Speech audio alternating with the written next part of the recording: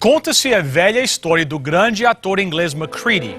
Certa vez, um pregador conhecido disse-lhe: "Gostaria que você me explicasse algo." "O que é?" "Não sei como podia explicar algo a um pregador." "Qual é a razão de diferença entre você e eu?" "Você se apresenta diante das multidões noite após noite com uma mera ficção, e as multidões o seguem por onde anda. Eu prego verdades essenciais e eternas e nem consigo ter multidões." A resposta de Macready foi a seguinte: "É simples. Eu posso lhe esclarecer sobre nossa diferença. Eu apresento a minha ficção como se fosse verdade. Você apresenta a verdade como se fosse ficção."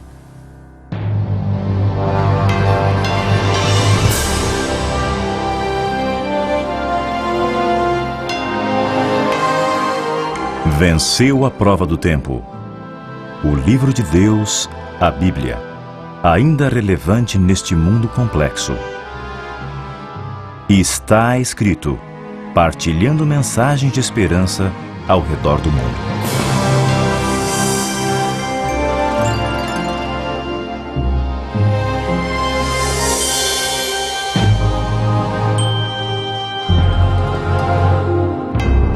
Nesta semana, quero lhes apresentar dois discípulos, Tiago e João, filhos de Zebedeu. Conhecemos pouco sobre Tiago. De fato, note bem, ele nunca aparece vivo nos evangelhos, a não ser ao lado de João, seu irmão. Eles são inseparáveis nos evangelhos. É importante notar que ele é sempre mencionado antes de João. E isto provavelmente não somente mostra que ele era o mais velho, mas também era o líder dessa dupla dinâmica.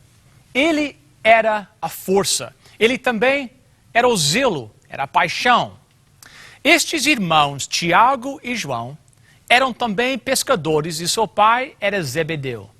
Zebedeu era um homem de posses, pois empregava pessoas no seu negócio. Assim, eles tinham uma boa companhia de pesca no norte do mar da Galileia. Tiago fazia parte daquele ciclo íntimo dos discípulos, porque foi um dos primeiros a ser chamado. João e André foram do segundo grupo e certamente Tiago estaria tão próximo a João que entrou na intimidade do grupo. Ao estudarmos os acontecimentos relatados na Bíblia, Tiago aparece mais como silhueta do que fotografia. Assim, você terá uma imagem sem ter os detalhes relacionados aos acontecimentos de sua vida. Creio que a melhor maneira de estudar Tiago é considerar a maneira como o Senhor o chamava, bem como ao seu irmão João. Em Marcos capítulo 3, verso 17, Jesus deu-lhes um nome. Foram chamados de Boanerges, que significa filhos de trovão. Marcos 3, verso 17. Tiago e João, filhos de Zebedeu, a estes ele deu o nome Boanerges, que quer dizer filhos do trovão. Se Tiago era o líder, pelo fato de ser sempre apresentado em primeiro lugar, então era o filho do trovão. Mas ele deveria ser zeloso, carinhoso, fervoroso, ambicioso e agressivo. Para confirmar isto, no livro de Atos, Herodes queria perseguir a igreja e a primeira pessoa a quem procurou foi Tiago e mandou decapitá-lo. Depois buscou a Pedro e o colocou na prisão. Isto parece iniciar que Pedro não representava tão grande problema quanto Tiago. Bem, se capturaram Tiago e Pedro, matando Tiago e deixando Pedro viver, nos indica que o tipo de pessoa que Tiago deveria ser. E certamente tinha o seu zelo sempre alimentado, pois assim afirmou: "O zelo de tua casa me consome." O zelo é uma grande virtude. A gente ama uma pessoa zelosa, agressiva, que, quando motivada, quer ver o trabalho terminado. Mas, frequentemente, o zelo é acompanhado pela falta de sabedoria. E algumas vezes, a pessoa está cuspindo fogo com a arma pronta para atirar antes de realmente parar para pensar. Pensamos, será que Deus pode usar uma pessoa assim? Sim, de fato, ele usou. Alguns fatos se destacam e vou-los mostrar quando Tiago é mencionado e a sua maneira de agir.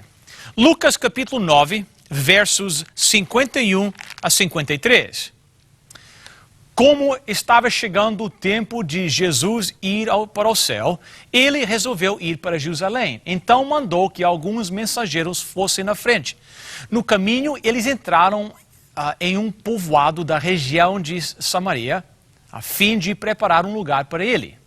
Mas os moradores dali não quiseram receber Jesus, porque viram que ele estava indo para Jerusalém.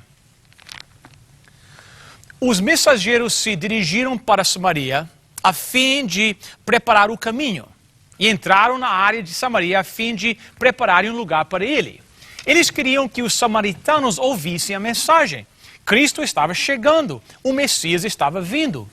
Mas não o receberam porque viram que ele estava indo para Jerusalém. Os samaritanos odiavam os judeus e Jerusalém. Provavelmente, eles expulsaram os mensageiros com maldições e pedras. Assim, os mensageiros voltaram, informando que não os aceitaram em determinadas vilas. Então, no verso 54, encontramos os filhos do trovão. Quando os seus discípulos, Tiago e João, viram isso, disseram: "Ó Senhor, quer que a gente mande descer fogo do céu para acabar com essas pessoas?" "Senhor, vamos queimá-los de verdade." Que coração missionário, não? Jesus, separe os perdidos e consuma-os da mesma forma que Elias o fez. Lucas 9, 55. Porém Jesus, virando-se para eles, os repreendeu. Jesus os repreendeu fortemente. Eles demonstraram ódio e intolerância. Tiago tinha tanto zelo e tão pouca sensibilidade. Mas temos que admitir que haviam traços de nobreza nele. Fico feliz por saber que ele ficou bravo quando o Senhor foi desonrado. Não gostaria de vê-lo sem demonstrar reação. Ele era zeloso, ele era explosivo, era fervoroso, tinha amor. Ele não ficava sentado esperando os acontecimentos. Veja outro incidente em Mateus capítulo 20 e verso 20 e 21. "O que é que você quer?" perguntou Jesus. Ela respondeu: "Prometa que quando o Senhor se tornar rei, estes meus 2 filhos sentarão à sua direita e à sua esquerda." O Senhor colocaria meus 2 rapazes nos 2 tronos junto ao seu? O Senhor pode ver que, obviamente, eles são os mais importantes. Uma mãe sempre sabe essas coisas. Eu e Zebedeu sabemos que nossos filhos são talentosos, mas eram ambiciosos. Tiago era ambicioso. Que coisa feia, demonstrando um espírito de rivalidade, exigindo honra por parte do Senhor. Estes que eram perseguidores dos samaritanos agora mostram ambição, orgulho, buscando posição, exigindo o favor de Deus como se ele fosse um administrador despótico, demonstrando o princípio de favoritismo. Eles estavam rebaixando Jesus e o seu reino. Bem, Tiago era zeloso, muito fervoroso e conhecia o interesse pessoal de Jesus nele. Ele pertencia ao grupo mais íntimo. Pensava que deveria ter um prêmio relativo à sua capacidade. E Jesus o lembrou que ele teria um galardão, mas não exatamente o que esperava. Antes de ter o seu trono, terá que beber do cálice que vai receber. E a taça estará cheia de sofrimento, porque é o caminho da cruz que leva ao trono. E Tiago, 14 anos depois, teve o seu pedido realizado. Queria uma coroa, Jesus lhe deu uma taça. Queria poder, Jesus deu-lhe a servidão. Ele queria governar, Jesus lhe ofereceu uma tumba de mártir. E é assim que funciona. Vejamos um incidente da Bíblia onde ele aparece só. Atos capítulo 12. E nesse tempo Herodes o rei estendeu sua mão para perseguir alguns da igreja. E ao querer atacar a igreja, dirigiu-se à pessoa principal e matou a Tiago, irmão de João, com a espada. Dirigiu-se primeiro a ele e depois colocou Pedro na prisão. E aparentemente nem havia pensado em Pedro até que lhe disseram que agradaria aos judeus se o prendesse. Era Tiago que ele buscava, o filho do trovão. Ele era zeloso, ambicioso, cheio de sentimentos fortes, ainda intolerante. Ele não queria coisas que não o agradassem e Cristo teve que subordinar os seus sentimentos e fazer dele algo útil, tornando-o um pilar da igreja. Que tipo de gente Deus usa? Bem, ele usa grandes líderes como Pedro, usa gente quieta, que trabalha por detrás da cena, obscuramente, pessoas fiéis como André. E também pode usar gente impetuosa, corajosa, ambiciosa, zelosa, algumas vezes não amoráveis, pessoas egoístas e sem a sensibilidade, como Tiago. Isto porque Cristo controlou o seu temperamento. Ele refreou sua língua, dirigiu o seu zelo, ensinou a não buscar vingança ou alimentar o seu desejo de honra para si. E Tiago chegou ao ponto de estar disposto a morrer por Jesus. Assim, os dois irmãos beberam do cálice. Para João, a taça foi uma vida longa de rejeição e morte em exílio. Para Tiago, foi uma vida curta e martírio. Os romanos possuíam antigamente uma moeda com a estampa de um boi. O boi estava diante de um altar e um arado. E abaixo do boi dizia, pronto para qualquer um deles. E assim é no trabalho de Cristo. E foi assim na vida dos filhos do trovão. Há o sacrifício dramático no altar, como aconteceu com Tiago. E também há uma longa vida com o arado, como foi com João. Os dois beberam do cálice. Tiago teve que aprender a ser sensível, teve que aprender a submeter sua ambição e ao fazê-lo, Deus o usou. Sabe, falta de sensibilidade pode destruir um ministério. Há muitos tentando servir a Cristo que são totalmente insensíveis às suas congregações, às suas famílias e às pessoas ao seu redor. O zelo sem sensibilidade é muito cruel. E Tiago teve que ser refinado. Isto é início dizendo, ponha fogo neles. Se eles não cooperarem, queimam-os. Ao ponto onde ele, com amor, aprendeu a apreciar e a cuidar dos carentes. Talvez você diga, se me fizerem escolher, eu preferia um homem vigoroso, entusiasta, ardoroso, mesmo com potencial para o fracasso, do que alguém frio, sem princípios, daqueles que João referiu-se como Deus vomitando de sua boca. Dá-me um homem de coração fervoroso, pois esse tipo de gente atará fogo ao mundo. Mas dá-me alguém com sensibilidade. Que tipo de pessoas Deus usa? Que tipo de mulher Deus usa? Que tipo de pessoas se enquadram em seus planos? Pessoas dinâmicas como Pedro? Líderes que podem fazer com que o trabalho seja terminado? Pessoas humildes como André, que discretamente trabalham por detrás das cenas? E Tiago, o tipo que não necessita de alguém para efetuar o trabalho. Ele mesmo o faz com zelo e dedicação. Será que Deus usa todos esses tipos de pessoas? Não há necessidade de nascer com um aurélio ao redor da cabeça? Poderia ser você? Sim. Deus usa pessoas bem comuns, porque Ele pode transformar quem não está apto. João, o irmão de Tiago, intercepta a história através do Novo Testamento pelo fato de ter escrito o Evangelho de João, 1º, 2º e 3º João e o Apocalipse.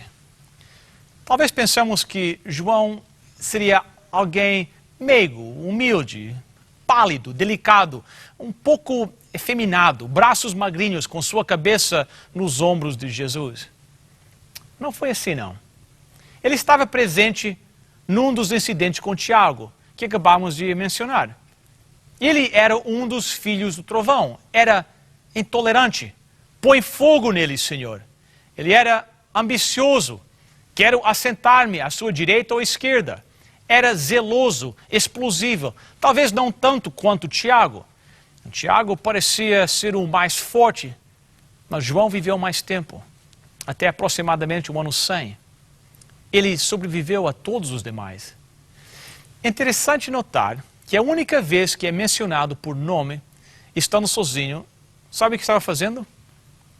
Estava irritado com alguém. Com quem? Ele disse a Jesus: há um homem expulsando demônios e não pertence ao nosso grupo. Não pertence ao nosso grupo. E eu o proibi de fazê-lo. Jesus respondeu em Marcos 9, versos 39 e 40. Não o proíbam, pois não há ninguém que faça milagres pelo poder do meu nome e logo depois seja capaz de falar mal de mim. Porque quem não é contra nós, é por nós. O zelo tornou-se uma força em seu caráter, pois ele tinha grande capacidade de amar. Encontramos duas coisas que sobressaem na vida de João: a palavra amor e a palavra testemunha. 80 vezes ele usa a palavra amor e mais de 70 vezes a palavra testemunha em diferentes formas. Ele era um buscador, queria conhecer a verdade, era um descobridor, um visionário. Foi ele quem primeiro reconheceu o Senhor ao lado do mar da Galileia. Foi o primeiro a ver Jesus depois de ser ressuscitado. Foi ele que Deus revelou o futuro no Apocalipse. Ele foi o buscador da verdade. A razão que ficava ao lado de Cristo era a sua necessidade de saber a verdade e também sua profunda afeição por Jesus. Queria aproveitar cada palavra que saía dos lábios de Jesus e descansar na luz do seu amor. Assim, ele se tornou uma pessoa amorável, cujo amor era controlado pela verdade. E esse amor brotou do seu tremendo zelo, que era parte da sua personalidade, sua paixão, força e caráter fervoroso. Se você não me crê, tente ler as suas 3 epístolas e descubra como ele denuncia os anticristos, os que levantam na igreja para perverter e confundir. Ele se demonstra forte e firme. Leia o Evangelho de São João e veja como ele prepara o povo de Deus contra o povo de Satanás, os remidos contra os perdidos, como ele fala sobre o juízo dos justos e dos injustos. Esse homem sabia onde estavam os limites e seu amor nunca foi baseado no sentimentalismo. Mas ele foi caracterizado pelo amor. Você não encontra muitas vezes nos outros evangelhos, a menos que esteja com Tiago, como já vimos, ou entre membros do grupo. Mas onde ele aparece é no seu próprio evangelho e várias vezes, sempre da mesma forma. Como? Leamos em São João capítulo 13, verso 23. Ao lado de Jesus estava sentado um deles, a quem Jesus amava. O discípulo que Jesus amava era João. Ele nunca usa o seu próprio nome. Ele se chama de o discípulo que Jesus amava. Pessoas que podem muito amar, muito são amadas, porque elas têm a capacidade de compreender. E João certamente absorveu do amor de Cristo e assim chamava-se o de discípulo que Jesus amava. Esta foi a única maneira que se dirigiu a si próprio. Foi o discípulo a quem Jesus amava que escreveu o Evangelho de João. Ele ficava admirado de como Jesus o amava. Não que ele dissesse: sou tão maravilhoso, Jesus me ama tanto, quero que saibam que eu é que sou o discípulo que ele amava. Não foi exatamente, não foi assim, foi exatamente o oposto. Eu, aquele que quis pôr fogo em todos os samaritanos, que desejava o lugar de honra que não merecia, sou eu a quem ele ama. É uma celebração de graça. Jesus nunca teve que perguntar a João se ele o amava, mas teve sim que perguntar a Pedro. Jesus nunca teve que pedir a João que o seguisse, mas teve que fazer com Pedro. E quando chegou ao momento de passar o trabalho, ele disse a Pedro: apacenta as minhas ovelhas, e disse a João: cuide de minha mãe. Havia algo especial sobre João. A tradição nos diz que João nunca saiu de Jerusalém até que Maria, a mãe de Jesus, morreu, pois quis cumprir o voto que fez a Jesus. Assim, João era o filho do trovão, mas era também um homem amorável e carinhoso, que nunca comprometeu suas convicções. Ele ensinou através do amor. Assim, Deus pode usar este tipo de homem, um ser com muito amor. Aos Tiagos, que vivem sua vida com paixão, zelo, fervor, faísca saindo em todas as direções. E aos Joãos, que podem transmitir a verdade com amor. E eles atrairão pessoas a Cristo. Deus usa todos os tipos de pessoas. João viveu até a velhice, mas foi sempre o filho do trovão. Então, que tipo de gente Deus usa? Dinâmicos, fortes, corajosos líderes como Pedro, que tomavam a dianteira e a iniciativa e o planejamento, planejavam estratégias, confrontavam, levavam o povo a Jesus e muitas vezes cometiam erros. O outro, humilde, gentil, André, que não via as multidões, mas via os indivíduos entre a multidão. E apesar de nunca ter atraído o povo em massa, ele continuou trazendo pessoas a Jesus. O Senhor escolheu um homem zeloso, firme, a princípio insensível, ambicioso, que estipulava uma meta e ia com firmeza em sua direção, mas que morreu no processo, Tiago. Então havia aquele sensível, amoroso, crente, João, um verdadeiro buscador da verdade. Ele falou a verdade com amor, atraindo assim pessoas a si. Jesus os tornou em pescadores de homens, apesar de quem eram. Ouça, Cristo pode tomar uma pessoa comum e fazer dela um apóstolo especial. Está você disponível para tal? Sara percebeu que havia algo de errado com Abraão.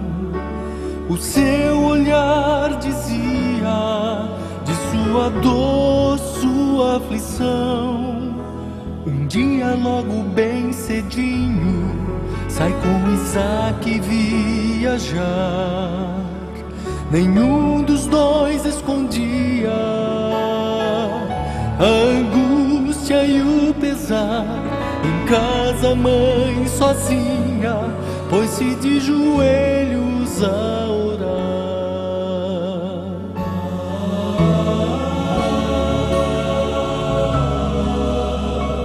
Longos dias se passaram até chegarem ao lugar onde Deus pedia que se erguesse o altar. Deitando o querido filho, ergue bem alto o punhal. Mas Deus seu nome chama Abraão, meu servo amado, aqui está o cordeiro, seu filho vai para casa com você. Vem, entrega tua vida.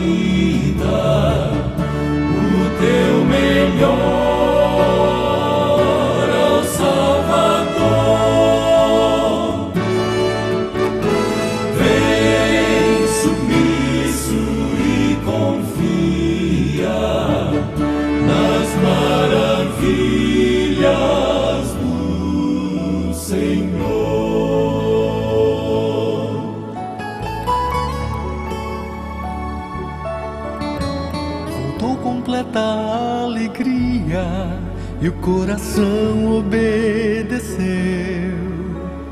Mesmo na batalha, a confiança não cedeu. Teríamos também coragem de ser fiéis até o fim. Por mais louco que pareça, seu amor jamais nos deixa. Seu sangue nos deu vida, não há razão nenhuma pra temer. Vem, entrega tua vida, o teu melhor ao Salvador. Vem, sumiço e confia nas maravilhas do Senhor. Vem, entrega tua vida, o teu melhor ao Salvador. Vem, submisso e confia nas maravilhas do Senhor.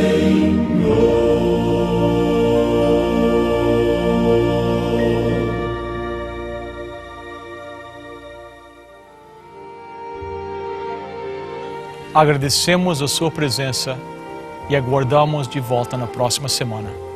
Até lá, lembre-se, está escrito: nem só de pão viverá o homem, mas de toda a palavra que procede da boca de Deus.